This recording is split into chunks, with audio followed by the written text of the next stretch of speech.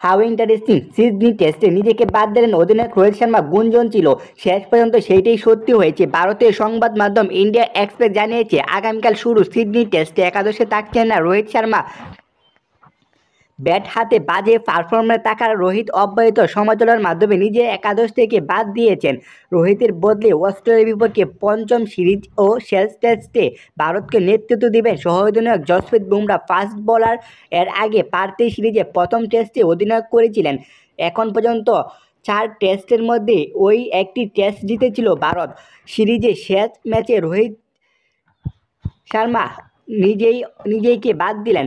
শুরু ম্যাচে রোহিত ছিলেন না, পারিবারিক কারণে অস্ট্রেলিয়া দেরিতে পৌঁছেছেন। রোহিত শর্মা শেষ পর্যন্ত টেস্টেও থাকছেন না এমন সিদ্ধান্ত, এমন কিছু যেন হতে যাচ্ছে সেই ইঙ্গিত বহু আগে দিয়েছিলেন গৌতম গম্ভীর। সংবাদ সম্মেলনে এসে একাদশ নির্বাচনের অধিনায়ক নামটাই যেখানে আগে লেখা প্রচলিত নাম, সেখানে তিনি রোহিতের সিডনিতে খেলবেন না এই সিদ্ধান্ত নিশ্চিত করেছেন গৌতম গম্ভীর। খেলাধুলার টুকরো টুকরো খবর পেতে এনসাইক্লোপিডিয়া স্পোর্টস নিউজটাকে সাবস্ক্রাইব করে আমাদের পাশে থাকুন। ধন্যবাদ এভরিওয়ান।